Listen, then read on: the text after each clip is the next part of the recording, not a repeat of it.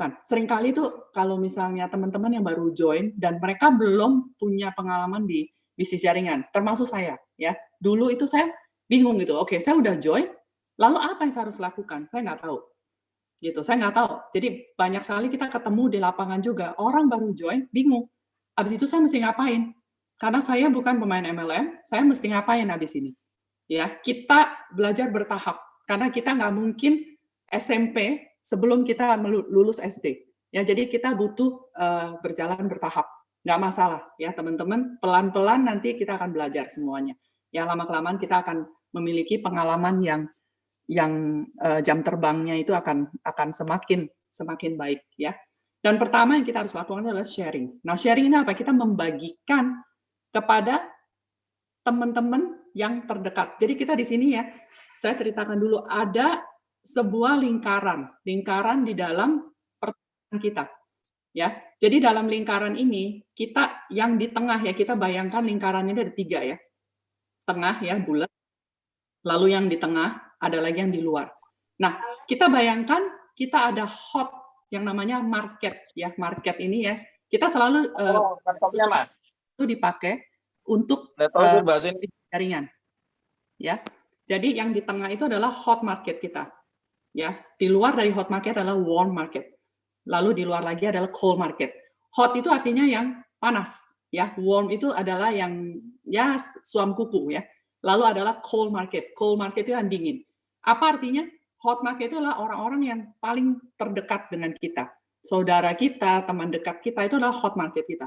Ya, warm market itu adalah teman-teman yang kita kenal, tapi mungkin ya nggak terlalu deket-deket, tapi kan kita biasanya banyak teman ya mungkin di lingkungan apa aja lah, mungkin kita ada arisan, ada apa, mungkin nggak terlalu dekat, nah itu namanya warm market. Ada juga cold market, itu adalah market dingin ya, yang kita sebetulnya belum kenal sama sekali. Ya, nah di sini hari ini saya tuh khusus mau bicarakan mungkin ada hal-hal yang belum pernah di-share di kantor, khususnya dalam bidang cold market ini. Ini yang saya mau sharing, karena zaman sudah berubah, zaman sudah berbeda, apalagi dengan COVID ini, dunia betul-betul berubah. Ya, jadi kita perlu juga main di area cold market. Ya, jadi jangan cuma main di area hot market. Ya, orang-orang kita kenal, jangan cuma main di situ. Tapi kita punya potensi untuk bermain di cold market. Ya, oke. Jadi apa yang kita harus lakukan? Pertama-tama itu kita harus cerita. Ya, mungkin ke orang-orang yang paling dekat kita bisa cerita bahwa, oh ya, kenapa kita bergabung di AFC? Nah, pertama-tama kita nggak mungkin bisa cerita tentang produk. Kayak saya pertama gabung di AFC, saya belum konsumsi produk ini. Ya, waktu itu saya dalam keadaan saya di Kanada. Waktu saya join di AFC ini, saya di Kanada. Jadi produk tuh saya nggak bisa langsung dapat. Jadi saya harus tunggu pengiriman dari Indonesia. Nah, saat itu saya belum terlalu berani kirim, karena saya nggak berani kirim suplemen, karena suplemen itu sangat gimana ya, sangat kadang-kadang di negara tertentu cukup ketat. Jadi saya waktu itu nggak tahu, masih belum tahu tentang maksudnya suplemen ini apakah bisa masuk ke Kanada. Jadi saya nggak berani waktu itu. Saya harus tunggu teman saya datang ke Kanada, baru saya titip ke dia. Jadi awal-awal saya gabung itu saya belum konsumsi produk ini. Tapi saya berusaha untuk sharing ya ke beberapa teman saya, saudara saya itu bahwa saya bergabung di AFC dan kenapa. Dan itu yang penting ya, kita perlu sharing itu kenapa kita bergabung di AFC, itu penting. Ya, jadi bukan hanya kita cerita tentang produk, tapi kita perlu bercerita kenapa kita mau gabung di AFC. Ya, awal-awal kenapa, dan kita perlu bercerita sebetulnya AFC ini tuh sedikit berbeda ya dengan MLM lain. Ya, itu nanti mungkin teman-teman yang baru ini bisa sama leader-leader yang tadi dijelaskan ya tentang produk dan company-nya lebih lagi ya. Jadi di sini kita jangan mengiming-iming, penting ya, jangan iming-iming teman-teman baru. Misalnya iming-iming sesuatu tuh yang oh kamu nanti di sini dalam 1 minggu kamu bisa dapat income. Jangan terlalu diiming-iming yang gimana ya, yang berlebihan. Ya, kita jangan berlebihan di sini. Ya, kita harus ceritakan seadanya dan sejujurnya, jangan mengiming-iming teman-teman yang supaya mereka join, kita mengiming-iming sesuatu yang tidak real, jangan. Ya, hati-hati dengan itu. Dan kita perlu paham juga ya tentang bisnisnya itu seperti apa supaya kita bisa yang namanya storytelling ya. Storytelling kita bercerita. Ya, kita bisa melalui sosmed bisa atau secara langsung. Tapi cara memainkan sosmed ini nanti saya akan cerita sedikit ya. Kita juga butuh skill sebetulnya untuk bercerita di sosmed. Ya, jadi kita butuh skill tertentu dan butuh permainan yang berbeda zaman sekarang ya. Itu ada skill tertentu ya, ada sesi tertentu lah. Oke? Jadi intinya seperti itu.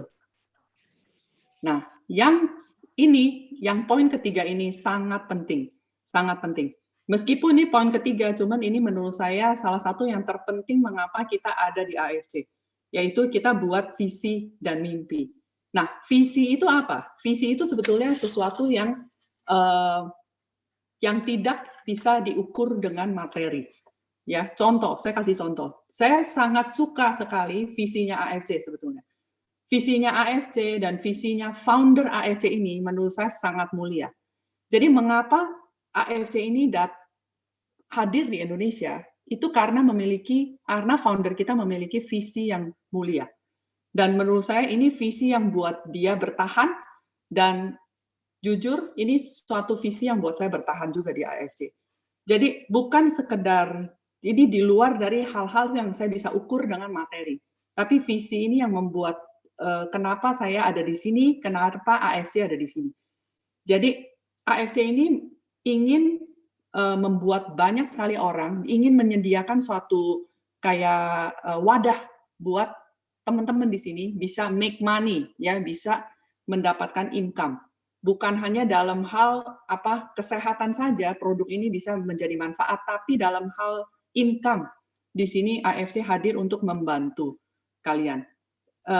Itu sebabnya AFC itu tidak hadir sebagai retail, karena di luar negeri itu AFC itu seperti di Singapura, Malaysia, Taiwan, AFC itu produknya ada di Guardian. Ya, ada di Guardian, jadi mereka penjualannya secara retail.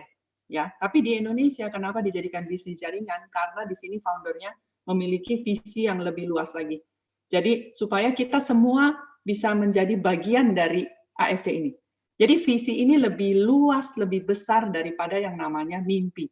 Ya, karena kalau kita tidak pegang visi ini, seringkali kita gampang istilahnya kalau ada penolakan, nanti kalau ada di tengah jalan itu ada sesuatu yang terjadi, misalnya kita sulit untuk closing, kita sulit untuk cerita ke orang, itu kita gampang sekali nyerah kalau kita tidak punya visi yang jelas. Ya, jadi visi itu betul-betul tujuan hidup, ya, yang bukan materi ya. Jadi misalnya kita di sini mau tujuannya nantinya kita mau punya income besar, mau punya rumah, punya mobil, itu bukan visi, itu mungkin lebih ke mimpi, ya. Jadi tujuan hidup dan tujuan kenapa kalian di sini, tujuan yang lebih luas lagi daripada sekedar materi, ya. Lalu mimpi itu apa? Mimpi itu yaitu harus materi justru. Harus jelas, harus materi.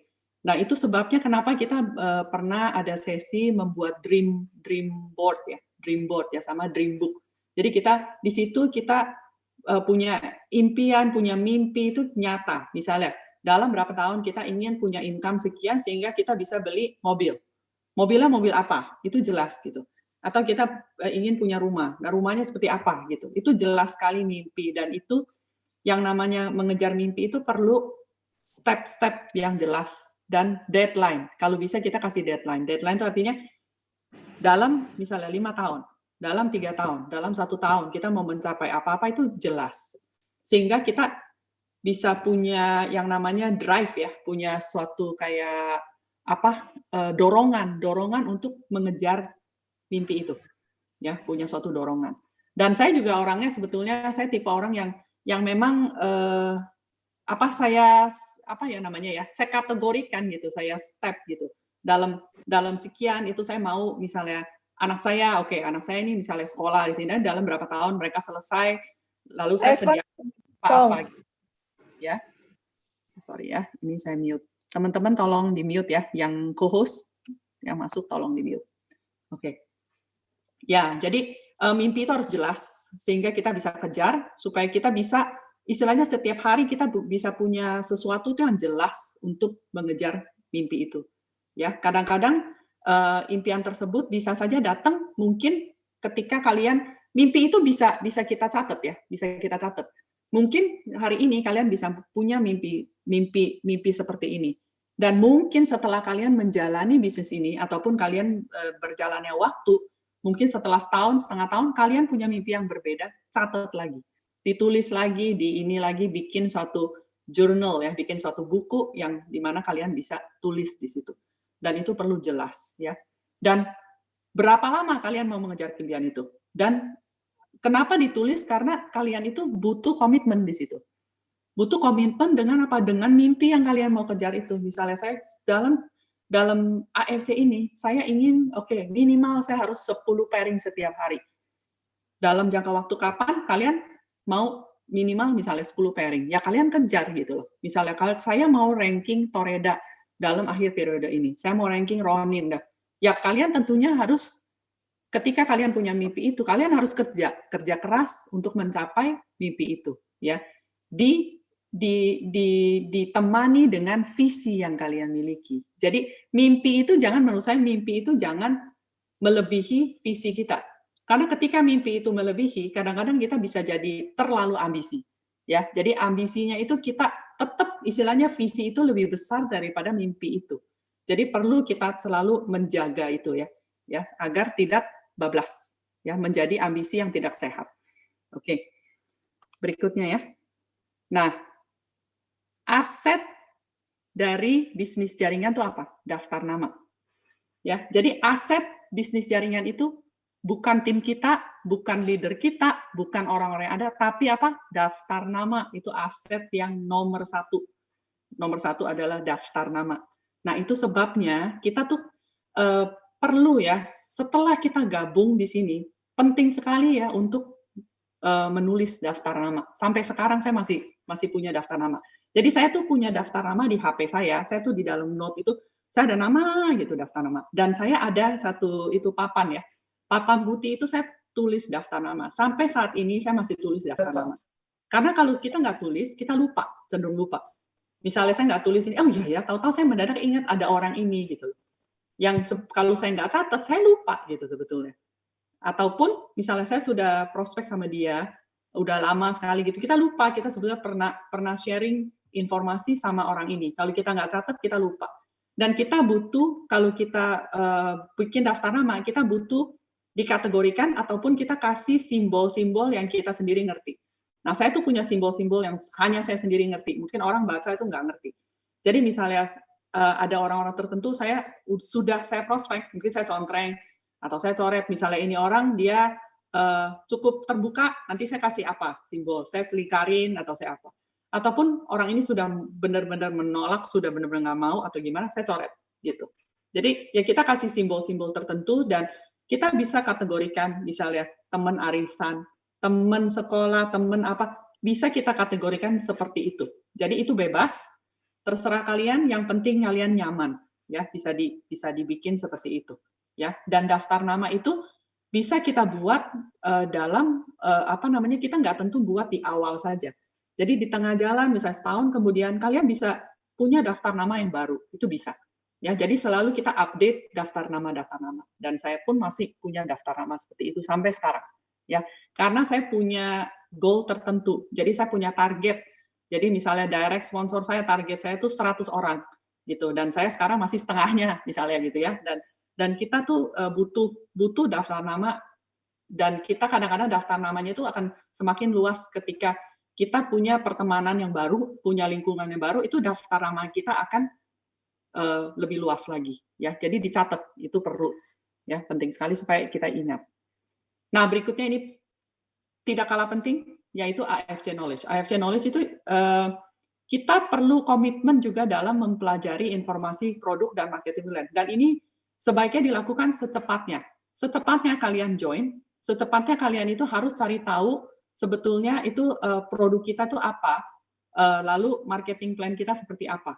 Jangan takut untuk bertanya sama upline atau sponsor kalian. Jadi jangan pernah sungkan. Ataupun kalian tanya, ini saya bisa dapat informasi ini dari mana? Di sini kita punya rekaman-rekaman ya, di YouTube. Kadang-kadang leader-leader kita juga punya rekaman dari Zoom seperti ini, atau LOP yang pernah sudah lewat, itu minta sama mereka. Ya, teman-teman yang leader di sini juga jangan lupa untuk memberikan kepada teman-teman yang baru join, khususnya yang mereka serius mau mempelajari bisnis ini, jangan lupa kasih yang namanya rekaman-rekaman yang cukup bagus ya. Di sini kita banyak sekali. Dari kantor itu sudah menyediakan sebuah wadah ya, di mana kita seminggu itu bisa 3 kali Zoom. Ya, 3 kali, kadang-kadang 4 kali. Jadi ada training, kadang-kadang ada apa namanya home talk ya. Home talk itu mereka itu mewawancara leader-leader di sini. Kadang-kadang setiap hari Sabtu itu ada dokter yang menjelaskan tentang produk. Ya, jadi di sini kantor itu sudah menyediakan support system seperti ini. Ya, wadah seperti ini. Kita tinggal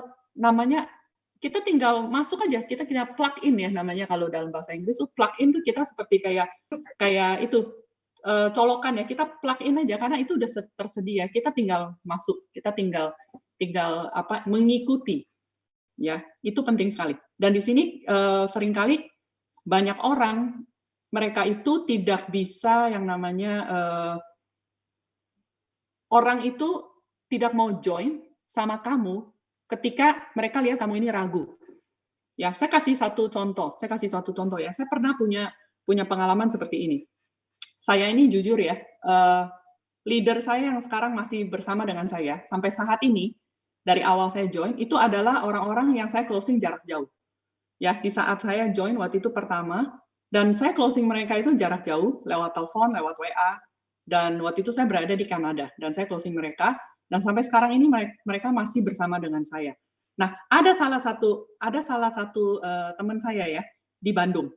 Sebetulnya saya dibilang dekat sekali sama dia, enggak terlalu dekat. Nah, waktu itu saya di Kanada, saya mengundang dia pas di Bandung itu ada LOP. LOP itu jadi seperti pertemuan ya, di mana mereka menjelaskan dari awal sampai akhir itu tentang produk, marketing plan, semua ya. Jadi pertemuan gitu.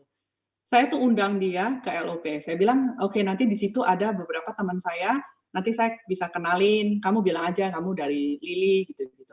Dan ini dalam keadaan saya nggak di sana loh, menemani dia gitu. Dan dia waktu itu, saya ngundang waktu itu lebih dari 10 orang.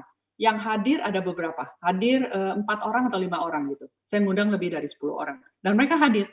Nah, ada satu teman saya ini yang ternyata dia setelah seminggu kemudian dia baru cerita sama saya bahwa sebetulnya dia ada teman yang satu lagi yang di Bandung itu mengundang dia ke LOP itu. Jadi dia pergi. Jadi ada 2 orang nih, satu saya, satu teman dia yang hadir sama dia di situ. Undang dia ke LOP. Oke, setelah itu saya kan follow up sama dia. Saya ngobrol sama dia gimana ini LOP-nya segala macam. Dan dia banyak bertanya. Saya tahu bahwa ini orang sebetulnya sudah minat karena dia banyak bertanya. Jadi orang yang tidak minat itu biasanya mereka nggak terlalu bertanya. Tapi ini teman saya tuh nanyanya detail sekali. Jadi saya tahu ini orang kemungkinan bisa closing. Ya, kemungkinan ini orang bisa join karena dia tanya sangat detail. Dari produk ke bisnis ke income-nya semua dia tanya. Nah, lalu saya jawab aja. Di situ kita telepon, dia sering WA saya udah. Dalam minggu itu tuh dia hampir tiap hari tuh dia kontak saya. Nah, akhirnya dia akhir dari minggu itu, seminggu kemudian dia memutuskan untuk join dan di saat itu dia join Diamond. Nah, setelah dia join, saya tanya dia, saya bilang, kenapa sih kamu? Saya pengen tahu aja, kenapa kamu mau join? Jadi selalu saya tuh tanya orang, kenapa kamu join? Saya pengen tahu mereka kenapa mereka mau join. Nah, teman saya ini akhirnya baru cerita ke saya bahwa ternyata ada 2 orang yang teman dia itu yang ngajak dia. Jadi saya dan teman dia itu yang ikut LOP dengan dia. Akhirnya saya penasaran, saya bilang, kenapa kamu join saya? Saya pikir kenapa dia mau join saya? Saya jauh, sedangkan teman dia itu ada di samping dia di LOP itu. Dia ngomong ke saya gini, dia join saya karena setiap dia tanya pertanyaan saya jawab dan jelas. Tapi teman dia itu ragu, ditanya, nanti sebentar, dia kayak bingung gitu dan dia harus tanya orang lain dulu baru dia jawab gitu loh. Jadi intinya dia merasa bahwa dia lebih pede kalau dia ikut saya gitu loh. Karena dia serius dan dia mau jalanin bisnis ini. Dia butuh orang yang bisa menjawab dia secara cepat gitu. Jadi di situ dia join saya karena itu. Padahal saya jauh waktu itu ya dan teman dia justru bersama dengan dia. Nah, itu sebabnya kenapa kita harus mempelajari informasi tentang produk dan marketing plan ya, sehingga ketika orang tanya kita bisa jawab. Ya, kita jangan overclaim. Di sini kita diajarkan di AFC nggak boleh overclaim. Ya, karena produk kita ini bukan obat. Produk kita ini makanan kesehatan suplemen. Ya, jadi kadang-kadang ada yang nanya, oh dosisnya harus berapa? Kalau dosis itu dipakai untuk obat. Ya, kalau suplemen, nutrisi, makanan kesehatan itu tidak ada dosis. Ya, jadi kita perlu tahu, jangan overclaim, tapi kita mengetahui tentang produk ini sebetulnya seperti apa dan kenapa produk kita ini bagus dan kenapa marketing plan kita bagus. Ya, teman-teman perlu ketahui bahwa marketing plan kita ini cukup bagus. Ya, bukan tidak sempurna tapi bagus. Ya, bukan cukup bagus tapi bagus. Ya, di sini ada bonusnya, di sini ada uangnya. Ya, yang kita bisa ada income-nya di sini yang real. Ya, itu kita perlu tahu. Ya, bicara secara jelas, secara jujur. Oke, dan di sini kita punya yang namanya mengundang. Ya, dan kita butuh istilahnya yang namanya tujuan yang jelas di saat kita mengundang. Ya, jadi kita harus apa ya? Kita packaging jadi kita kemasan. Kita kemaskan bisnis ini dengan baik. Ya, kemaskan bisnis ini dengan baik karena yang namanya MLM itu di Indonesia kalau saya lihat kadang-kadang namanya itu sudah sedikit kurang harum karena banyak sekali money game, banyak sekali MLM nanti buka, tutup, kabur, lari gitu ya. Jadi misalnya tuh nama MLM tuh kadang-kadang kurang begitu bagus di Indonesia. Jadi kita perlu mengemaskan ulang yang namanya MLM ini. Kita perlu mengubah mindset orang, kita perlu istilahnya ini dulu ya, membongkar dulu ya yang namanya MLM ini sehingga kita mengemaskan dengan baik. Ya, karena AFC ini sedikit berbeda dengan beberapa MLM yang lain karena AFC ini sebetulnya farmasi di Jepang. Ya, untuk pengetahuan itu nanti teman-teman bisa pelajari lebih lagi ya. Jadi di Jepang ini kita bukan MLM, tapi dibawa ke Indonesia sebagai MLM. Ya, jadi kita perlu mengemaskan dengan baik, tapi kita jangan bohong, jangan modus, jangan istilahnya jangan overclaim, jangan yang aneh-aneh ya. Kita secara ini aja, secara jujur ya, bisa bicara jelas, kita jujur dan apa adanya ya. Jadi supaya orang itu tidak istilahnya pas masuk dia kaget oh ternyata bukan ini, bukan itu karena kita bohong. Jangan ya. Jadi tujuan kita mengundang itu sebetulnya supaya orang hadir. Jadi mengundang kemana? Kita mengundang ke LOP. LOP itu adalah singkatan dari Life Science Opportunity Presentation. Jadi presentasi. Ya, kita bisa ngundang dia table talk, bisa ngundang dia Zoom, itu ada cara-caranya. Nah, ada satu hal yang saya pelajari di MLM saya yang sebelumnya. Ya, jadi di situ saya pelajari bahwa teknik mengundang kadang-kadang kita bisa mengundang secara video juga. Jadi gini, itu rencananya nanti saya akan buat ya. Saya akan buat istilahnya video singkat.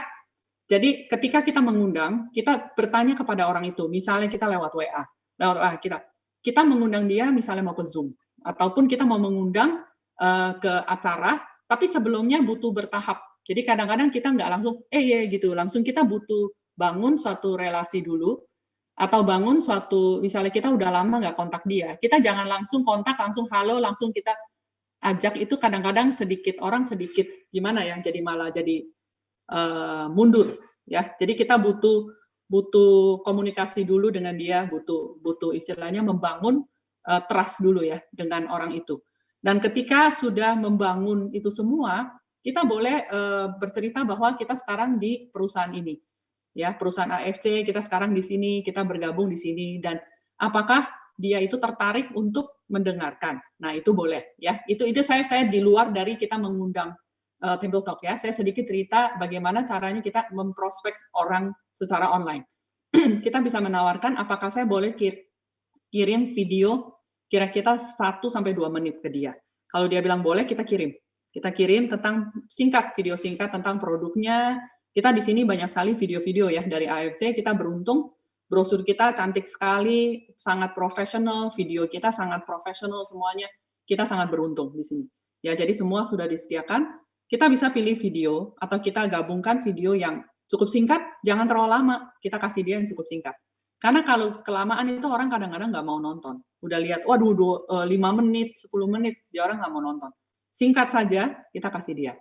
Ketika kita follow up, ketika dia mau, mendengarkan lebih lagi, kita bisa kasih video yang lebih panjang, 5 menit.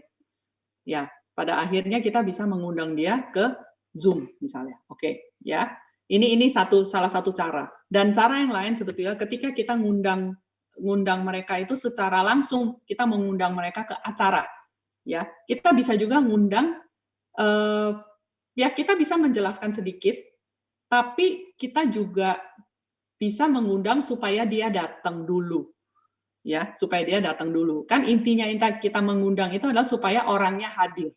Ya, maksud saya itu bukan menipu dia untuk hadir di acara, bukan. Cuman kita bisa undang dulu, nanti baru kita jelaskan. Itu bisa juga. Ya, jadi ada beberapa cara dan teknik untuk mengundang. Ya, itu nanti kita akan bicarakan lebih lagi. Mungkin di sesi-sesi berikutnya. Ya. Yang berikutnya adalah prospek dan branding ya. Jadi sebetulnya apa arti prospek? Prospek itu kita mencari, prospek itu bukan hanya kita menceritakan ya, menceritakan maksudnya ini produknya bagaimana, bisnisnya bagaimana, income bagaimana, bukan. Tapi kita prospek itu kita mencari sebetulnya kebutuhan orang ini apa. Karena kadang-kadang orang ini dia butuh produk, dia butuh istilahnya orang ini sakit, dia butuh produk. Ya kita memberikan dia produk, kita ceritakan lebih tentang produk ini dan kita juga tergantung ini orang sakitnya apa. Jadi ketika kita prospek itu kita mencari kebutuhan orang itu. Kita bukan hanya bicara, kita perlu skill yang namanya listening ya. Kita perlu mendengarkan juga sebetulnya ini orang perlunya apa gitu ya. Kita bercerita tentang tentang pengalaman kita, tentang storytelling kita, tapi kita juga perlu dia itu storytelling tentang diri dia sendiri.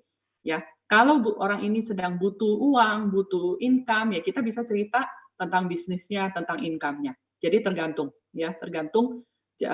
Kita ingat bahwa kita butuh mencari kebutuhan orang itu. Ya, jadi kita jangan asal wah semua yang kita keluarin buku, asal cerita semuanya dari A sampai Z. Itu nanti orang bisa pusing ya. Kadang-kadang orang kalau pertama itu gabung, diceritakan marketing plan yang terlalu ruwet, itu mereka nggak akan nangkep. Khususnya orang yang belum pernah MLM itu kalau denger yang namanya pairing lah, bunyi level itu bisa pusing kali ya, nggak ngerti. Jadi itu berjalan waktu, biasanya orang akan ngerti. Kita ceritakan secara simple aja, singkat aja. Ya, dan tergantung kebutuhan mereka. Ya, jadi lalu kita kasih kesempatan juga untuk mereka bicara. Mereka cerita, mereka bertanya, ya. Jadi dan kita harus melihat keadaan ekonomi orang juga. Ya, kita nggak bisa memaksakan sesuatu yang sebetulnya mereka itu tidak mampu. Ya, ada orang-orang itu butuh bertahap, ada orang yang bisa kita langsung tawarkan. Ya, diamond, 3 diamond apa? Langsung bisa, ya. Tapi ada orang tertentu kita harus butuh bertahap. Ya, jadi kita melihat keadaan orang itu juga. Ya, supaya mereka tidak mundur malah ya. Kita harus maju, kita maunya kan maju selangkah itu mereka juga maju. Nggak mau kalau kita maju selangkah mereka malah mundur. Ya kan tujuan dari prospecting kan itu. Lalu branding. Nah, branding ini sebetulnya sangat luas. Ya, apalagi zaman sekarang tuh zaman yang namanya sosmed. Jadi personal branding itu adalah apa? Ketika kita itu orang join kita, itu bukan hanya karena si company-nya, produknya atau bisnisnya, tapi ada kita di situ.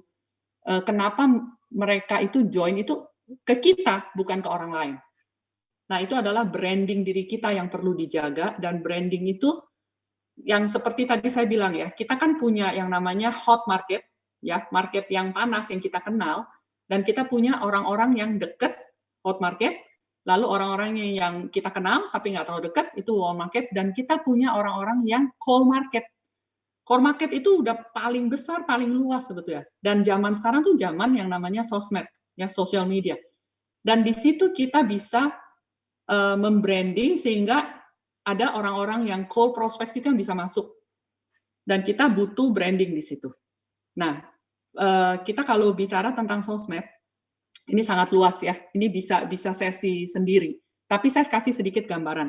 Ya, seringkali orang bilang kalau kita perlu misalnya membrandingkan misalnya company segala macam itu di sosmed. Dan menurut saya ada dua jalur yang kita harus mengerti bahwa personal branding itu adalah diri kita. Ya. company branding itu di saat kita membrandingkan company dan produk kita. Jadi kita harus perlu hati-hati di saat kita membranding company atau produk kita. Karena begini, saya kasih contoh.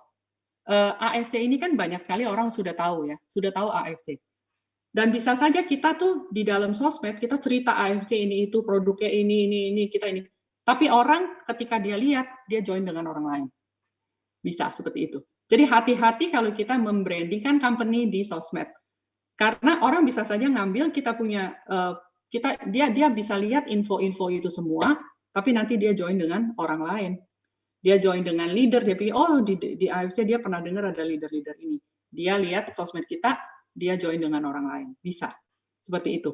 Ya, jadi menurut saya di sosmed kita, saya tidak melarang teman-teman untuk membranding company ataupun produk. Tidak melarang sama sekali. Silakan. Testimoni apa silakan. Itu semua bebas. Namanya juga sosmed kita. Cuman jangan lupa untuk membrandingkan diri kita sendiri.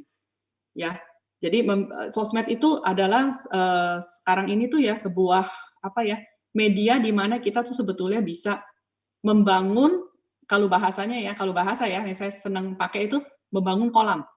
Kolam itu di mana nanti orang-orang itu masuk ke situ dan kita membangun suatu kolam di mana nanti mereka masuk dan mereka nyaman di situ. Dan kita bisa prospek ketika sudah membangun suatu relasi, membangun suatu kepercayaan dengan mereka. Dan sekarang yang namanya branding bisa di mana-mana. Sekarang sosmed tuh bukan hanya Facebook, Instagram. Ada TikTok, ada YouTube. Sekarang ada yang baru lagi, CH ya, Clubhouse, itu segala macam tuh. Kita bisa membranding diri di situ sehingga orang itu kayak melihat kita itu, oh ini orang kelihatannya boleh nih, saya bisa kontak dia nih, bisa apa. Nah mereka bisa masuk ke kolam itu dan kita bisa prospek mereka.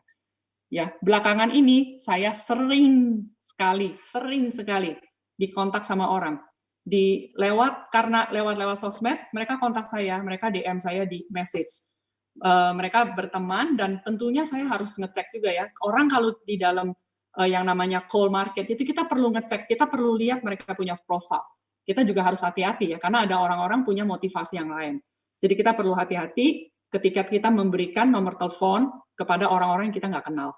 Perlu hati-hati juga ketika kita ngobrol dengan mereka. Kita bangun dulu sebuah trust. Nggak langsung saya prospek gitu. Tapi biasanya saya menggunakan beberapa taktik agar saya mancing mereka untuk tanya saya justru. Bukan saya ngomong sama mereka, tapi saya mancing supaya mereka bertanya kepada saya, sebetulnya saya kerjain apa. Dan biasanya saya jujur, saya di bisnis jaringan, saya di MLM. Saya jujur biasanya.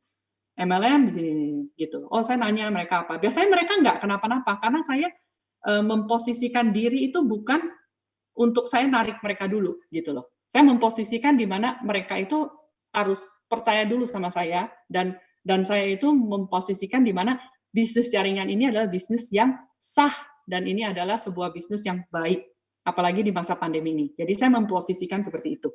Ya, kita butuh mempelajari skill-skill seperti itu ya nantinya ya. Oke. Nah, di sini kita udah hampir poin terakhir ya, closing. Ini tentang closing. Nah, sebetulnya apa arti closing? Closing itu sebetulnya kita istilahnya bukan ketika dia join sama kita, itu kita closing. Bukan ya, tapi closing itu butuh kita tuh perlu pahami bahwa kita tuh kenapa dia harus join dengan kita. Dan ketika kita presentasi, ketika kita ceritakan tentang AFC ini kepada orang, ketika kita closing itu artinya penutupan ya. Penutupan itu di saat kita itu memberikan sebuah kata-kata di mana kenapa mereka itu harus join dengan kita. Ya, contoh misalnya saya ini mungkin bukan leader yang besar, mungkin belum seperti ini, tapi ketika Anda ini join sama saya akan menemani Anda berjalan di sini. Dan saya akan menemani Anda sampai Anda ini memiliki income atau bonus pertama Anda. Gitu ya. Kita akan merayakan sama-sama, saya akan bareng berjalan menuju sukses. Ya, itu kata-kata closing ataupun kenapa dia harus join dengan kita, mereka itu harus tahu gitu loh.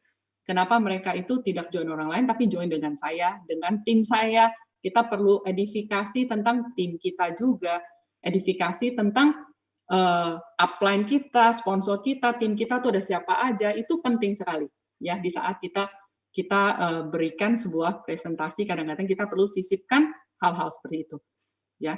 Jadi dan kita juga butuh kadang-kadang ya menjelaskan tentang kenapa kita join Diamond. Kita jelaskan saja, kita tidak memaksakan, cuman kita bisa menghimbau bahwa karena di sini kalau join Diamond dengan Ruby dengan Sapphire kerjanya sama. Kita kerja kerasnya sama, misalnya kita join Ruby dengan join Diamond sama, kita kerja kerasnya sama. Tapi pendapatan kita, bonus kita tuh beda sekali. Ketika Diamond dan Ruby itu beda sekali. Jadi kita butuh menjelaskan kalau Anda join Diamond itu manfaatnya apa. Itu butuh ya di situ. Dan kita buat target untuk diri kita sendiri ya. Direct sponsor minimal 1 bulan 5 direct sponsor misalnya gitu. Karena di sini kita seringkali dengar bahwa bisnis jaringan itu butuh yang namanya speed. Speed itu adalah kecepatan ya. Kecepatan bukan kita berlomba-lomba dengan apa, tapi kecepatan itu memang penting di awal, sangat penting. Karena kenapa? Orang itu kadang-kadang kalau sudah join, misalnya sebulan, 2 bulan, 4 bulan, mereka nggak lihat hasil apa-apa, mereka kadang-kadang bisa cepat menyerah. Ya, makanya kenapa kita butuh cepat ya, butuh speed itu tuh dibutuhkan sebetulnya setengah tahun pertama itu sangat penting, yang namanya speed ya, gitu. Nah, terakhir kita perlu juga menghadiri acara mingguan. Nah, sekarang ini kan karena kondisi lagi seperti ini, ya tentunya acara mingguan itu adalah di Zoom. Ya, lewat Zoom, lewat Zoom bisa Zoom kantor ataupun Zoom pribadi seperti sekarang kita ini Zoom tim. Ya, kita perlu menghadiri acara seperti ini ya agar kita mendengarkan apa yang disampaikan. Ya, jadi kita perlu mempelajari dan kita kadang-kadang juga perlu dengar testimoni dari leader-leader. Kadang-kadang kan di kantor ada home talk ya. Itu kita penting sekali untuk mendengarkan namanya success story mereka. Ya, mengapa mereka di sini, bagaimana mereka bisa sukses. Dan di sini kita banyak sekali orang-orang yang misalnya di tim Pak Adi ya, tim Semarang pun ada orang-orang itu yang luar biasa ya, seperti Mas Udin itu contohnya ya. Dia itu mantan supir taksi yang sekarang sukses banget di sini. Jadi kita perlu mendengarkan hal-hal kayak begitu.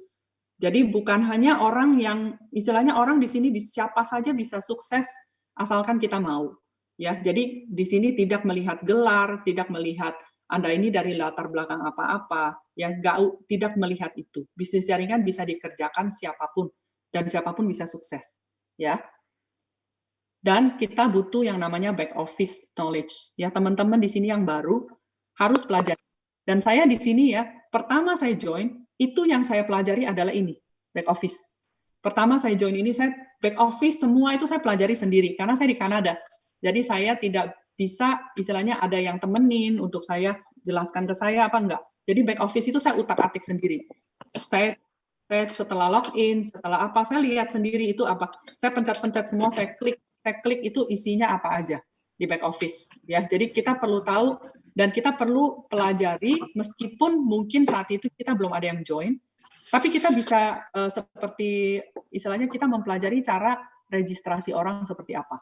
Ya, cara registrasi, cara upgrade, cara lihat pohon seperti apa.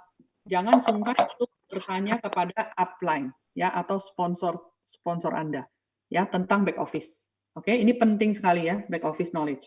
Bonus bisa masuk ke mana aja. Kita bisa withdraw bonus kita ataupun masuk ke dalam wallet di back office. Ya, itu penting untuk diketahui. Nah, yang terakhir ya, ini penting sekali yang menurut saya ini inti kunci dari teman-teman yang menjalani bisnis jaringan. Jangan lupa untuk namanya grow. Grow itu adalah bertumbuh.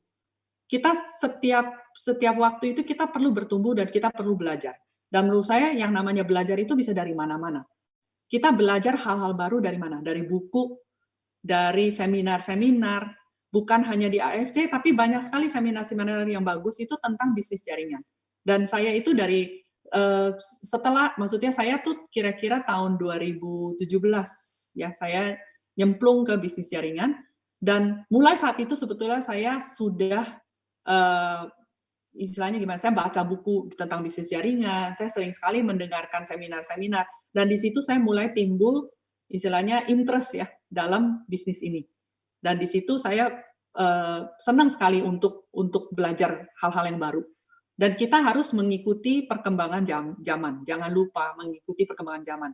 Karena ini salah satu bisnis yang sangat menarik yang bisa dijalankan dengan banyak sekali metode. Tidak banyak bisnis bisa dijalankan dengan banyak metode. Dan salah satunya adalah bisnis jaringan. Kalau kalian tahu bahwa bisnis jaringan itu sebetulnya sangat sangat menarik, sangat banyak yang kita bisa pelajari, banyak yang kita bisa dapati. Kalian akan betah di bisnis ini. Ya, kita perlu selalu growing, bertumbuh. Jangan lupa juga kalau ketika kita growing, ketika kita bertumbuh, kita harus memberi, berkontribusi di dalam tim. Ya, kita menjadi tim kerja kelompok yang baik, kompak dan dapat diandalkan. Ya, ketika Anda ini leader, jangan lupa menjadi leader yang bisa diandalkan. Ya, karena kita di sini tuh bertanggung jawab bukan ke upline loh. Kita bertanggung jawab ke tim kita di bawah kita. Ya, jadi kita jangan melihat ya, kita nggak usah misalnya kita belajar untuk mandiri. Ya, jangan bergantung, kita secepatnya belajar mandiri. Ya, jangan selalu bergantung dengan upline kita, sponsor kita, karena di sini kita ingin cepat mandiri agar kita bisa melahirkan orang-orang yang mandiri juga. Ya, kita perlu melahirkan leader-leader yang mandiri, bukan orang-orang yang justru bergantung terus sama kita, bukan. Jadi kita justru perlu menjadi tim kerja yang kompak dan kita perlu secepatnya bisa menjadi leader juga. Ya, dan di situ baru kita bisa bertumbuh. Ya, kita bisa berkontribusi lebih banyak lagi. Ya, teman-teman belajar presentasi. Jadi malam hari ini teman-teman juga belajar presentasi di Zoom. Kalian belajar untuk bagaimana bisa istilahnya kontribusi ke tim Anda. Ya, jadi lain kali kita ini bukan lagi saya yang sharing, tapi kan teman-teman di sini semua bisa sharing seperti malam hari ini. Ya, ini file juga saya bisa share untuk kalian ya nanti ya, bisa minta ke saya. Oke? Sekarang mungkin saya buka teman-teman kalau ada pertanyaan silakan. Oke, saya stop dulu ya, saya stop sharing dulu. Silakan teman-teman kalau ada pertanyaan. Udah 1 jam. Wow. Ini kayaknya banyak yang baru ya. Saya apa teman-teman yang saya belum tahu ya. Banyak yang baru. Ada pertanyaan apa? Iya, betul. Silakan. Di sini kalau ada leader-leader yang mau bertanya juga silakan. Atau ada leader yang mau memperkenalkan membernya, silakan, kita santai ya. Saya sudah selesai sharing, teman-teman bisa bertanya. Sebentar saya baca. Blind spot via WA. Lili pernah nggak melakukan teknik blind spot via WA? Belum pernah. Sekarang itu banyak sekali ya teknik-teknik macam-macam ya. Jadi ada yang biasanya bisa broadcast tuh di WA. Sekarang WA itu punya fitur-fitur yang menarik ya, bisa menarik dan kita bisa sharing atau misalnya kadang-kadang kita dapat WA. Kalian nggak tahu ya, pernah nggak dapat WA promosi gitu? Saya sih pernah dapat ya beberapa kali. Ya, seminar-seminar apa. Nah, itu teknik-teknik di WA itu. Saya kurang begitu suka begitu. Jadi saya nggak mau istilahnya, saya nggak mau orang merasa saya tuh sedang spam ya. Spam tuh jadi kita mendadak ke WA seseorang, mendadak kita nawarkan sesuatu tanpa kita pembukaan dulu. Saya kurang begitu nyaman dengan itu. Ya, mungkin kadang-kadang orang ada yang melakukan seperti itu. Silakan kalau kalian memang merasa itu nyaman, silakan aja. Cuman saya nggak nyaman dengan melakukan itu. Ya, broadcast atau apa di WA saya nggak gitu nyaman.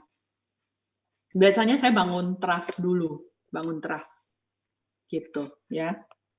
Tapi bebas sih, saya tahu ada orang-orang bisa ya dengan teknik itu dan mereka bisa closing, mereka bisa menarik orang banyak, itu bisa sih, ya. Gitu.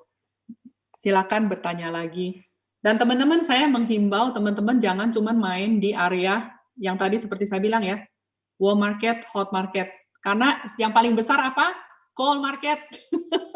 saya ini sedang belajar main di area cold market, yaitu orang-orang yang sebetulnya kita tidak kenal, ya. Dan tahu atau tidak, ya kalian tahu nggak kalau sekarang MLM itu di luar negeri itu 90% online.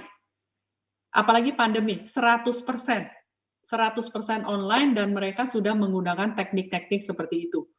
Canggih. Canggih sekali. Mereka main di area digital marketing, social media marketing, canggih sekali. Gitu.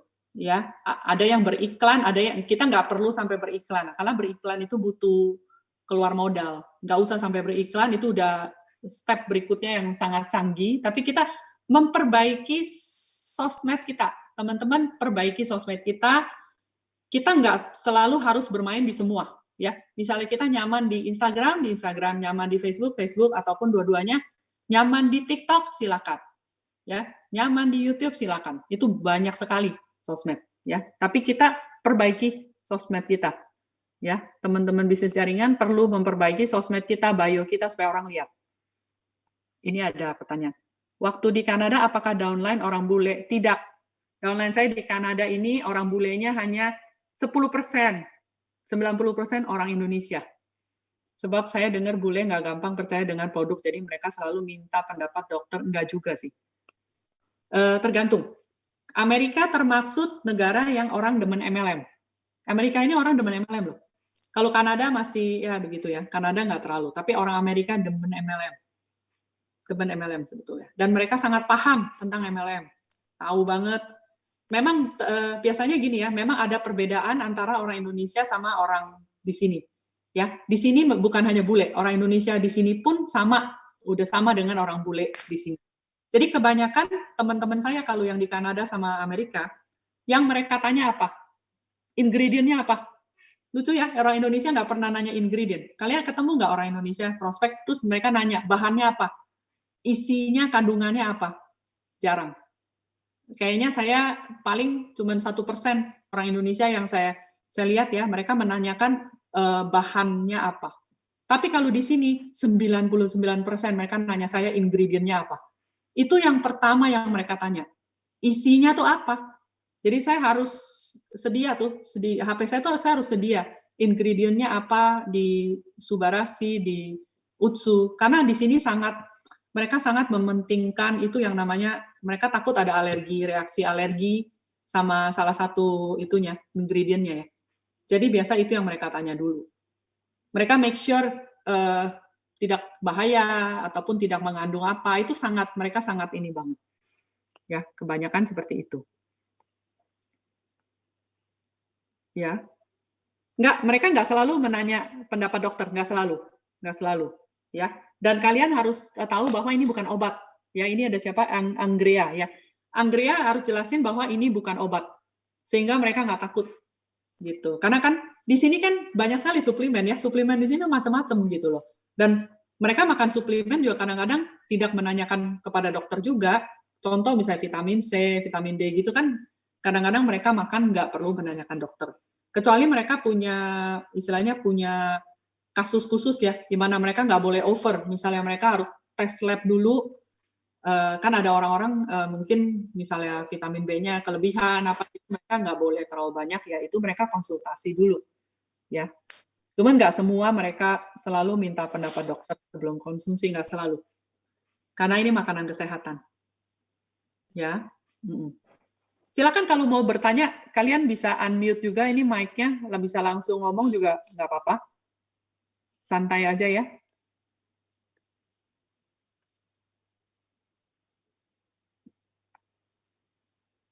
Oh ya, besok, oh ya, di sini teman-teman ya, hari Minggu, kita masih ada kesempatan untuk daftar.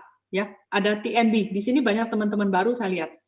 Ya, TNB itu Training Network Builder. Jadi saya menghimbau teman-teman di sini yang baru join untuk ikut ya, karena ini acara bagus sekali TNB hari Minggu. Jadi masih ada kesempatan untuk daftar. Karena ini acaranya hari Minggu, hari ini hari Jumat. Ya, masih ada 1 hari. Ya, jadi bisa daftar, tanyakan kepada leader Anda. Karena ini penting sekali dan saya percaya kalian bisa istilahnya bisa dapat banyak manfaat ya di acara ini. Lalu besok ada apa, Elia silakan, Elia kasih pengumuman deh. Silakan Elia, tampilkan itunya kalau ada. Apa nih, J? TNB besok? Besok Elia, besok. Oh, besok. Iya, teman-teman. Kalau untuk besok, saya ada live Instagram ya di Katakan Bisnis dan Planner. Itu kita berdua besok bakalan live jam 7 malam WIB dan jam 8 WITA ya, jam 8 Bali. Kita akan bahas tentang people skill. Di mana people skill ini penting banget di bisnis jaringan gitu. Jadi besok kita akan bahas di live kita besok. Nah, buat teman-teman yang PPKM pasti ya, terus nggak ada kegiatan di rumah, terus pengen bertumbuh atau mengembangkan diri tuh besok bisa join sama kita di live Katakan Bisnis. Nah itu sebenarnya teman-teman salah satu grow-nya kita sih di bisnis ini gitu. Kalau aku dulu tuh bukan tipe orang yang suka ngomong depan orang banyak juga ya. Tapi dengan adanya aku berada di bisnis jaringan ini, sekarang aku jauh lebih berkembang, jauh lebih baik, punya Katakan Bisnis, bisa punya network yang lebih luas lagi, gitu teman-teman. Nah besok yang acara TNB hari Minggu juga itu bagus banget. Aku salah satu alumni TNB kemarin sempat diadakan.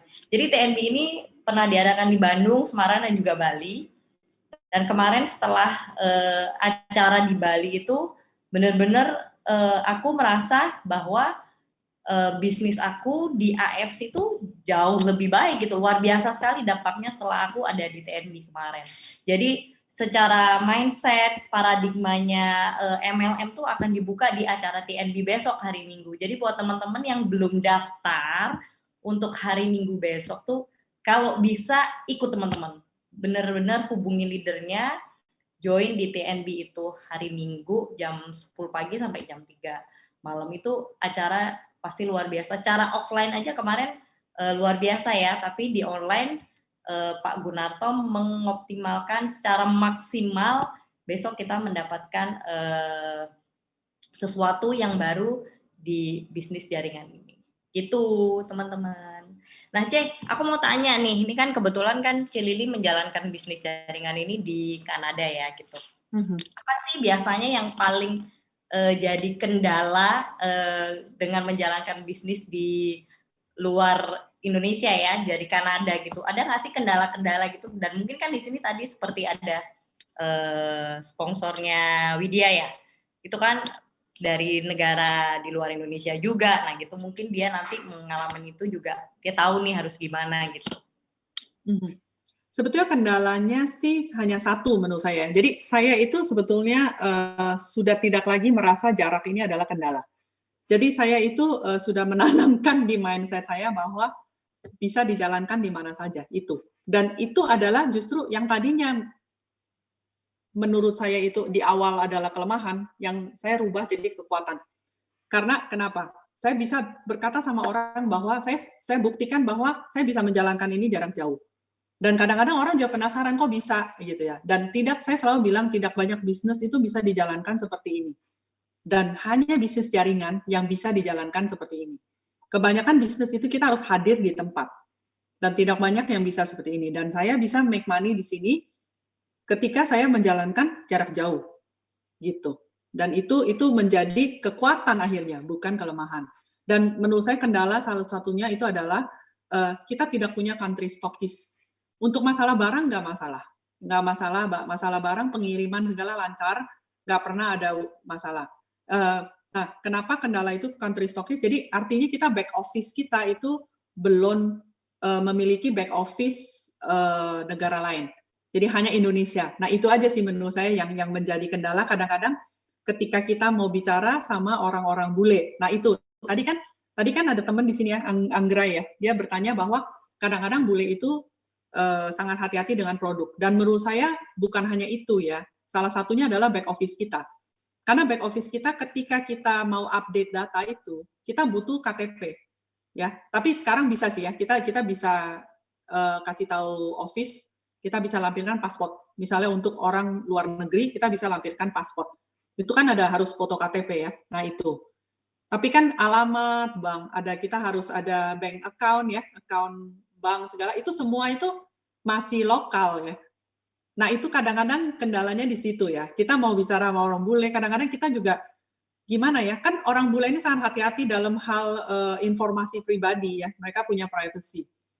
Dan mereka harus memakai informasi bank orang lain nih. Kan mereka bisa mikir nih, nanti kan bonus gua lari ke orang lain nggak? Gitu kan. Ya, jadi intinya, nah itu menurut saya itu yang masih kendala. Sehingga saya itu sebetulnya di sini masih prospeknya itu masih orang Indonesia sih sebetulnya. Karena kendalanya di situ. Kalau kita sudah punya country stockist ataupun back office luar, satu aja misalnya, Amerika ataupun mana aja, itu akan memudahkan untuk lebih ekspansi. Nah itu dia. Ekspansinya akan lebih luas. Itu ya hanya di situ aja sih. Cuman biasanya teman-teman saya di sini juga banyak yang misalnya kita prospek ya. Saya kan di sini ada beberapa tim saya kan yang leader ya di Kanada juga. Jadi mereka juga tujuan mereka juga mereka ingin membantu ya teman-teman di Indonesia atau keluarga mereka yang di Indonesia. Mereka punya tujuan itu. Dan beberapa teman saya yang di sini yang leader itu mereka sebenarnya udah mapan sih. Mereka udah mapan gitu. Mereka ya businessman, businesswoman mereka udah mapan. Tapi mereka punya tujuan visi yang lebih luas gitu untuk membantu orang-orang gitu ya. Jadi rata-rata teman saya di sini ya mereka udah mapan sih. Mereka punya visi dan kita cari orang-orang yang seperti itu karena kita punya kadang-kadang kita kalau tim itu ya kita butuh kalau frekuensinya sama ya bisa berjalan bersama gitu.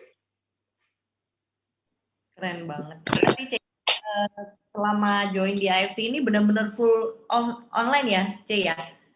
Jadi saya 80% sih, karena saya pulang ke Indonesia kan waktu itu 2 kali ya, selama di AFC saya pulang 2 kali ya, dan cuman 2 bulan paling lama. Jadi ya 80% lah online. ya artinya bisnisnya bisa dijalankan di mana aja. Bisa, karena bisnis ini bisnis trust ya. Percaya. Jadi gimana kita orang trust sama kita sih gitu. Mereka percaya sama kita, ya mereka mau jarak mau seberapa jauh pun ya sama aja gitu loh. Mereka akan join kita, bukan join orang lain gitu. Seperti tadi contoh ya teman saya yang itu, dan dia joinnya Diamond, nggak tanggung-tanggung. Saya awal saya start bisnis ini tuh saya takut banget loh nawarin orang Diamond. Kayaknya sangat kayak orang sungkan gitu nawarin orang Diamond. Saya tuh terbuka ketika orang pertama ini join Diamond, saya baru kaget gitu loh. Kok dia Diamond? Tadinya saya mengharapkan Ruby. Tapi dia malah yang mau Diamond, lucu. Saya tuh takut banget dulu awal nawarin orang Diamond. Sungkan gitu. Gitu. Ya. Dan dia yakin banget waktu itu. Makanya dia join Diamond langsung. Gitu. Ya. Silakan teman-teman yang lain kalau mau bertanya.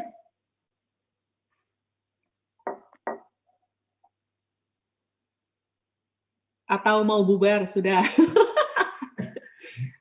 Nah, besok itu ya. Ya, silakan Widya, silakan. Buku favorit Cece selama ngejalanin networking itu apa? Kan banyak tuh tentang personal development atau leadership atau mungkin dari mindset. Itu buku yang paling favorit itu apa? Buku pertama yang saya waktu terjun bisnis jaringan itu adalah GoPro. Itu buku yang menurut saya harus teman-teman baca. GoPro itu dari Eric Worre. Eric Worre itu adalah kalau di Amerika itu dia disebut namanya bapak dari bisnis jaringan. Dan dia itu membuktikan kesuksesan dia. GoPro udah diterjemahkan dalam bahasa Indonesia. Jadi keuntungannya itu GoPro ya. GoPro, P-R-O. Artinya tuh go professional. Jadi kalian akan terbuka pikirannya tentang bisnis jaringan. Jadi bisnis jaringan ini adalah sebuah profesi yang kita bisa tekuni supaya menjadi profesional. Ya bidang apapun kan kita mau jadi profesional. Dan GoPro-nya harus kalian baca. keren banget soalnya tingkat skillnya itu kayak wow, keren banget. 90% dari online tuh kayaknya PPKM gini itu harus fokus lagi belajar itu. Kalau saya sendiri koleksinya tuh kayak John Maxwell, Dale Carnegie. Yang paling tiap hari aku lihat sih Rhonda Byrne. Itu, tapi bukan jaringan, itu hanya ke mindset. Iya. Ya. Tapi kita perlu sih Jadi grow ada buku jaringan ya. Kayak Dale Carnegie bagus banget. Saya juga baca iya. Dale Carnegie. Iya. Bagus. Ya, itu keren banget. Jadi teman-teman juga bisa cari.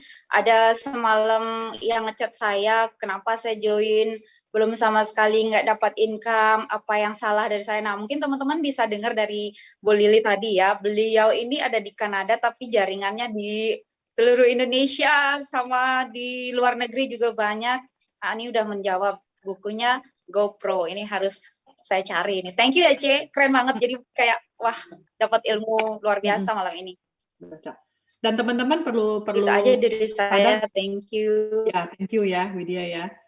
Teman-teman harus enjoy ya. Apa yang kita kerjakan itu ketika kita enjoy, ketika kita nikmati itu akan beda sekali.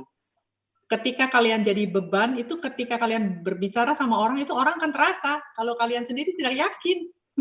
Gimana mau ngajak orang kalau kalian sendiri tidak yakin? Jadi seperti kita mau ngajak orang makan bakmi ini, tapi kita rasanya kayaknya orang tanya enak nggak itu bakminya?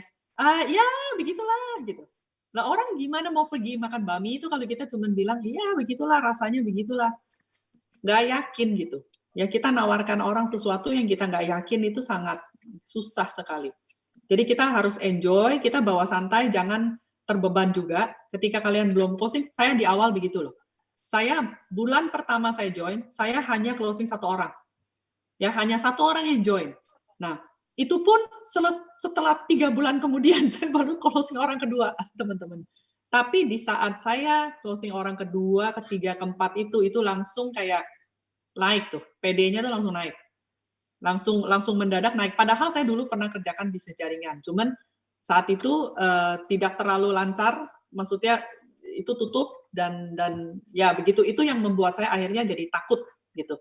Yang tadinya saya sangat pede, jadi takut gitu. Ya, jadi ketika saya masuk di AFC ini, saya bukan dalam keadaan kayak terbuka, bukan. Saya itu sudah kayaknya tidak yakin dengan MLM gitu saat itu. Jadi makanya kenapa ciut gitu ya, ciut. Mau nawarin orang diamond-nya takut. Tapi itu PD itu naik ketika muncul lagi ketika ya orang-orang itu mulai join ketika saya iya ya ternyata bisa juga nih saya kerjakan gitu. Nah, akhirnya muncul kepedean di situ. Gitu. Dan jangan lupa teman-teman kalau sudah jangan lupa yang namanya manage ya, memanage tim Anda. Jadi jangan udah closing nih, saya udah dapat duit, udah dapat bonus tinggal. Kita tinggal tuh. Jangan lupa ya, teman-teman kita join kita itu mereka join kita itu karena mereka percaya sama kita jangan tinggalin gitu. Ya, manage tim Anda, kontak mereka. Itu kita butuh butuh disiplin di situ. Ya, butuh disiplin. Untuk manage tim itu butuh disiplin. Ya. Okay, great. Silakan kalau ada pertanyaan lagi. Kalau nggak ada, kita mungkin tutup ya malam hari ini. Gimana teman-teman Bali, leader Bali? Kalian yang memutuskan ya, mau tutup, mau lanjut, mau... Oh ya, besok tadi ya. Besok yang kita IG live ya, di Instagram ya, live di Katakan Bisnis, Ilya sama saya bekerja sama. Kita berbicara tentang people skill. Kenapa people skill? Karena kita butuh dalam bisnis ini, kita butuh yang namanya skill itu ya, people skill.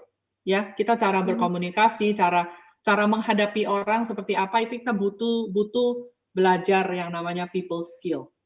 Penting sekali kan. Ini kita bisnis manusia ya. Jadi butuh sekali skill seperti itu. Ya. Oke, ini ada Yunita, ada Budina. Halo Yunita. Kameranya. Oh, ini ada pertanyaan lagi. Teman-teman jangan sungkan ya bertanya aja sebelum kita tutup Zoom ini. Waduh, lagi di mana itu? Oke, nah, Biasa lagi berkeliling. hati-hati. Keliling terus ya. Oh, oke, ini ada pertanyaan ya. Di luar ya. Apa penolakan yang paling berat dirasakan? Apa penolakan yang paling berat dirasakan?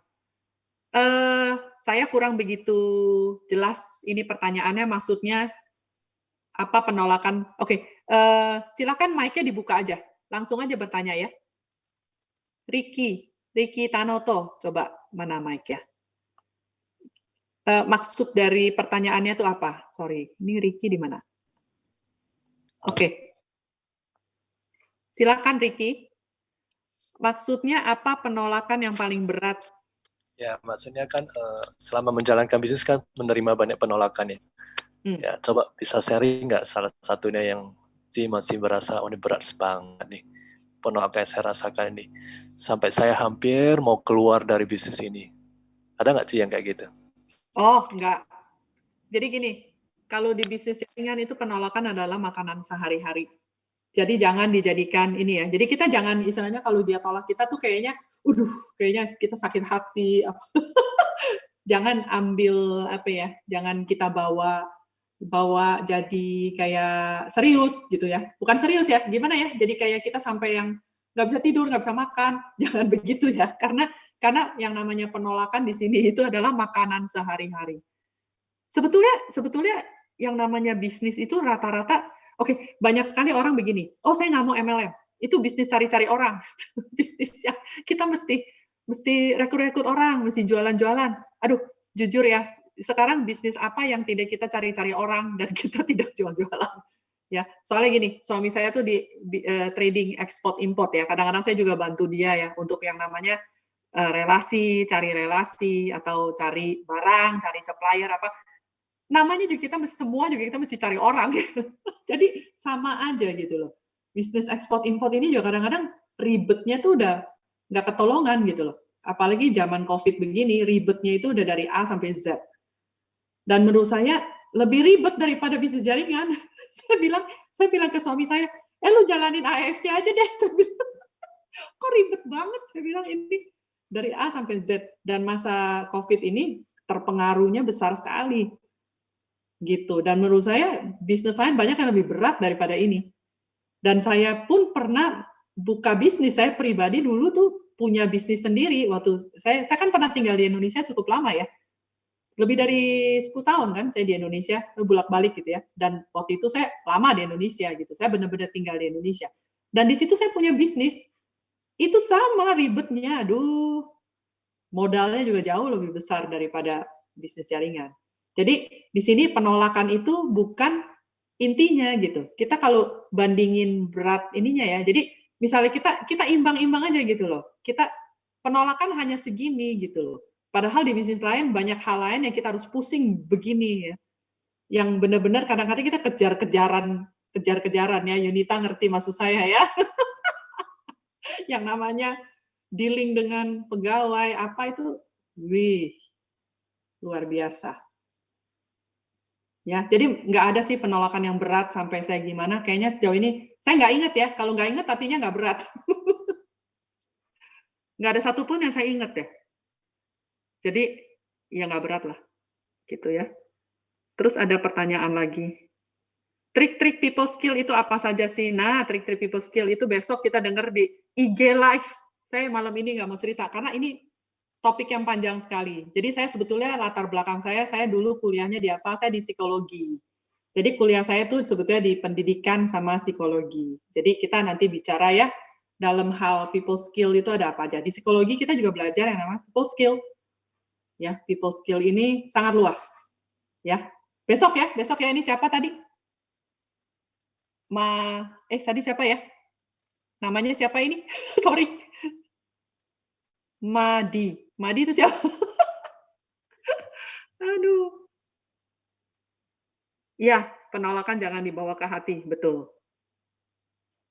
Simple lah. Oke, yang simple itu trik people skill tuh yang simple gini. People skill itu ada hubungan dengan communication skill. Communication itu cara kita komunikasi. People komunikasi itu penting. Jadi kita perlu memiliki skill-skill itu dan kita perlu bertumbuh dalam hal itu. Ya, jadi sangat terkait itu dua. Cara kita bicara, cara kita menyampaikan dengan orang ini seperti apa. Karena orang itu punya karakter ya, teman-teman ya. Jadi manusia itu bukan benda ya. Dia itu manusia. Dia punya karakter. Jadi ada baiknya bisnis ini kita memakai apa? Empati. Saya tuh senang banget kata-kata ini. Empati. Artinya empati itu kita bisa menaruh diri kita itu di posisi dia. Ya, itu artinya empati. Ya, empati itu penting di bisnis ini. Jadi kita jangan jadi orang yang egois ketika kita di bisnis ini. Kita harus terus evaluasi karena kita butuh empati. Ya, empati ketika kita bisa merasakan orang ini di posisi orang itu. Ya, jadi kita dengerin gitu loh. Kadang-kadang orang tuh ada yang zaman sekarang tuh banyak yang mereka punya masalah. Orang tuh banyak punya masalah sekarang. Masalah apa? Kesehatan, masalah apa? Uang. Kita dengerin dulu, empati dengan dia. Ya, jadi kita jangan tujuan kita ngomong sama orang tuh tujuannya gua harus closing dia dulu. Gua harus closing. Ya betul, kita harus closing, tapi closing dalam keadaan happy juga ya suasananya ya. Dan dia happy, kita happy gitu. Itu butuh empati dan itu butuh waktu untuk kita bisa mengerti yang namanya kata-kata empati itu. Orang akan ngerasain ketika kita mengerti situasi dia akan ngerasa. Setuju, Ceh. Iya, itu yang terus di otak.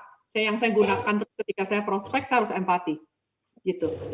Jadi datang orang dalam suasana enak. Ya, udah cair, suasana enak. Dia tahu kita di sini tidak memaksakan dia. Tapi dia sudah terbuka. Ketika itu suasananya dia sudah open. Oh, saya pernah kejadian gini ya, teman-teman. Saya bukan jebak ya, tapi gini. Waktu itu saya di Indonesia, saya di Bandung. Jadi saya tuh kalau di Bandung, kalau saya pulang ke Indonesia, biasanya saya tiap hari table talk. Saya ada satu tempat yang khusus, biasanya saya buka, jadi teman-teman bisa datang bawa prospek. Nah, saat itu, saya ada salah satu leader saya nih, dia itu baru join sebetulnya, dan dia juga masih dalam keadaan takut-takut. Dia ajak prospek datang untuk ketemu saya, ya. Jadi kayak di ruangan gitu, ruangan meeting di kafe, ruangan meeting. Ketika prospek itu datang, dia langsung dia belum duduk nih, dia langsung di situ dia berdiri, dia bilang, ini meeting MLM ya. Jadi dia langsung ya, saya kaget gitu. Jadi saya di situ saya sadar bahwa teman saya ini tidak ngomong sama dia, tidak ngomong sama prospeknya, bahwa hari ini tuh mau dijelaskan tentang bisnis misalnya apa. Ya nggak masalah, misalnya kita undang dia datang untuk, cuman jadi mungkin orang itu terasa terjebak. Jadi sekali dia datang itu dia udah ngerasa raut mukanya tuh udah nggak happy. Dia sudah tidak seneng, rasanya kayaknya aduh gue dijebak nih. Jadi dia duduk dengan terpaksa, dia duduk dengan udah tampangnya itu udah nggak enak banget gitu. Jadi saya di situ nggak bisa gitu, nggak bisa masuk. Lalu sekali dia duduk, dia langsung ngomong bahwa dia itu karena dia pernah istilahnya gimana, kayak kepahitan sama MLM. Pernah kepahitan karena dia pernah keluar duit banyak dan akhirnya MLM-nya tutup. Ya dia sudah istilahnya wah kayaknya nyetok barang apa gimana nggak ngerti lah. Dia cerita itu.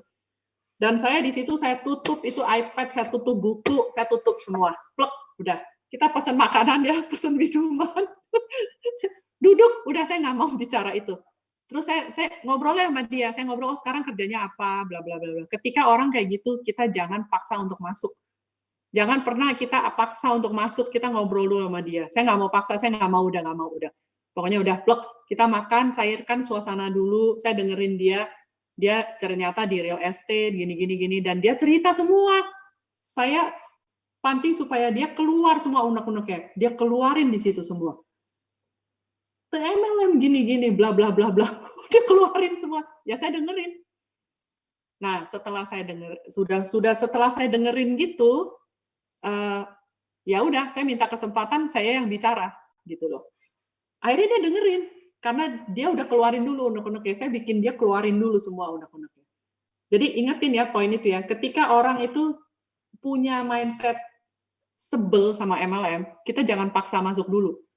Kita bongkar dulu dia, bongkar semua biar dia buka semua itu. Dan lalu saya ngomong sama dia, saya juga nggak suka sama MLM. saya tuh produk dari kecewa dengan MLM. Tapi, nah ada tapinya, ya. Tapi tidak semua MLM seperti itu. Contoh, toko juga banyak yang tutup. Sekarang di Kanada ini kalian tahu Disney Store ya. Disney Store itu toko favorit saya, anak-anak saya, adik-adik saya. Disney, toko Disney, Disneyland, Disney Store tutup semua satu Vancouver. Sedih minta ampun.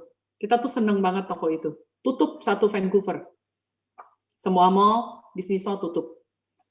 Jadi, lalu itu semua, waduh, pegawainya semua, kalau kita ngobrol sama mereka, aduh, mereka sedih juga gitu loh. Tadinya tuh mereka tutup nggak jadi, gitu loh. Jadi Disney Store ini mereka mungkin pikir kasihan sama pegawainya. Jadi mau tutup nggak jadi. Udah dari awal tahun tuh, mau tutup nggak jadi, akhirnya nggak tahan tutup juga. Jadi di sini yang tutup buka itu bukan hanya MLM. Restoran, toko itu ya tutup buka, teman-teman. Sama aja. Jadi sama aja, gitu ya. Sekolah pun bisa tutup. Cici saya tuh dulu owner sekolah, tutup. Akhirnya dia tutup. Ya, dia tutup karena beberapa ini, jadi dia tutup, dia jual lah, bukan tutup, tapi tutup dengan ininya. Jadi sekolah pun bisa tutup buka. Jadi bukan hanya MLM. Ya, jadi jangan kecewa.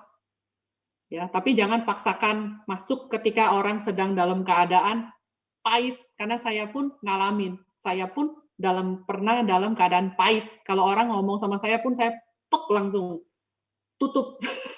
Nggak mau denger gitu. Ya. Oke, itu apa lagi? Awalnya bagaimana sampai bisa kenal AFC? Oke, saya bisa kenal AFC dari sebetulnya gini, saya waktu di AFC ini saya dalam keadaan masih di MLM lain. Jadi gini, saya 3 tahun 3 MLM. 2017 saya MLM, 1 tahun MLM tutup. Oke? Di situ saya kapok. Udah kapok, nggak jadi kapok. Lalu saya kapok, nggak jadi kapok. Lalu saya masuk lagi MLM kedua. Jadi gini ya, MLM itu kita perlu hati-hati dengan apa? Kita perlu lihat produknya, bukan hanya produknya. Karena kalau produk bagus, tapi marketing plan-nya itu tidak mengizinkan kita istilahnya tidak sebanding dengan tenaga yang kita keluarkan, itu capek. Dan itu yang saya alami. Pertama, marketing plan oke, produknya kurang oke, tutup perusahaannya. Terus yang kedua, produknya oke, marketing plan-nya saya kurang cocok ya, bukan yang nggak bagus, saya nggak bilang nggak bagus ya. Mungkin orang cocok, ada yang cocok ya. Cuman ke saya kurang cocok. Saya ngerasa tenaga yang saya keluarkan tidak sebanding dengan bonusnya, gitu ya. Itu marketing plan-nya menurut saya agak berat, tapi ada orang yang cocok, silakan, gitu. Jadi akhirnya saya produknya bagus, marketing plan berat, nggak seimbang juga, ya. Jadi saya ini juga deh. Jadi kayaknya waktu ketika di AFC itu dalam keadaan saya tidak terbuka.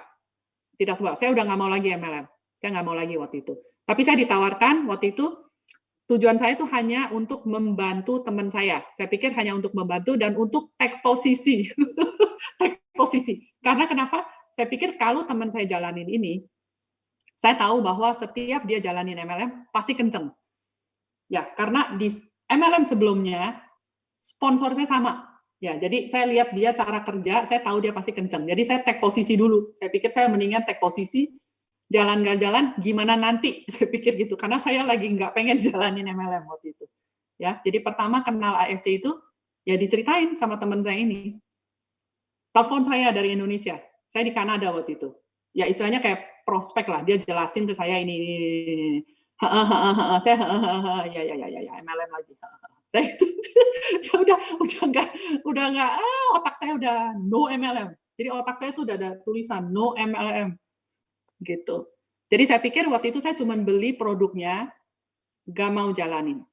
Itu yang di otak saya awalnya ya, diceritain sama teman saya. Lalu ini ada bagaimana kalau ternyata calon member sudah jalanin MLM lain dan balik prospek kita, apa yang harus kita lakukan. Yang dengerin aja nggak apa-apa. Kita dengerin biasa orang, oh saya sering sekali kejadian. Jadi mereka prospek balik. Jadi kita lihat keadaan.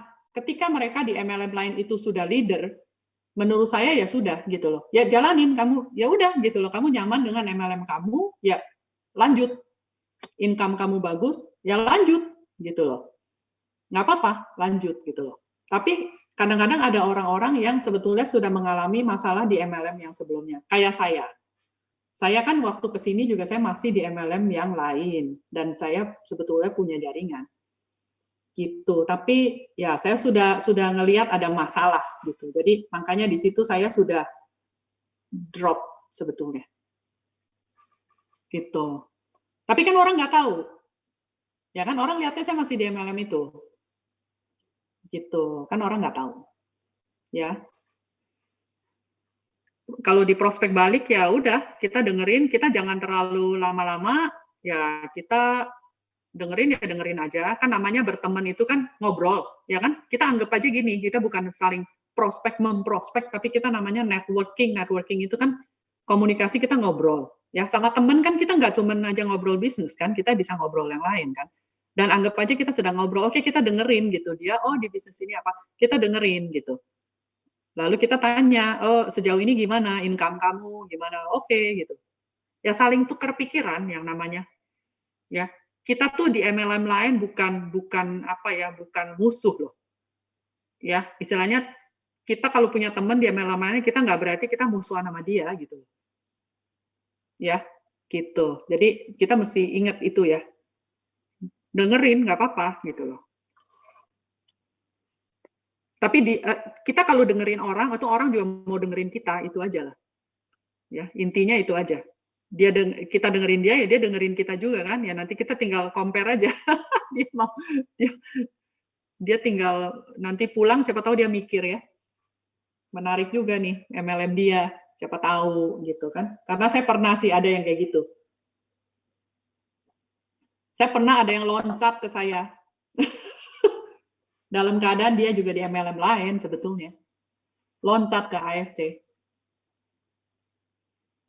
Gitu. Ada saya ada. Dan dia sangat antusias juga di MLM dia. Tapi akhirnya dia join di saya juga. Teman saya di Kanada ini.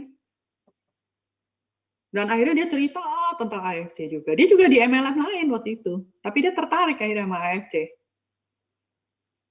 Gitu. Jadi prospek saya juga di MLM dia. Ya. Oke. Aduh, sorry ini ada yang baru masuk. Udah selesai. Oke, ada pertanyaan lain nggak? Masih ada pertanyaan?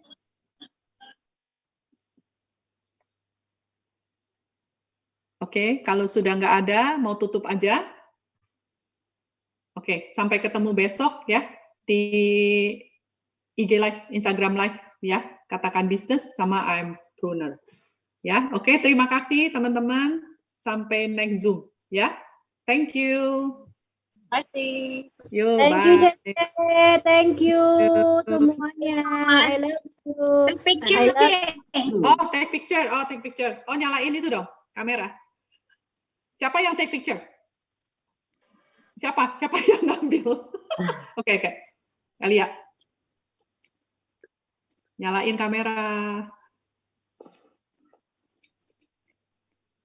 1, 2. 1, 2. Tunggu, slide 2 belum? Oh, giginya jangan lupa. Jangan lupa. Oke, 1, 2. 1, 2. Oke. thank you teman-teman. Thank you so much. Jangan lupa. Elva. Thank you. Bye.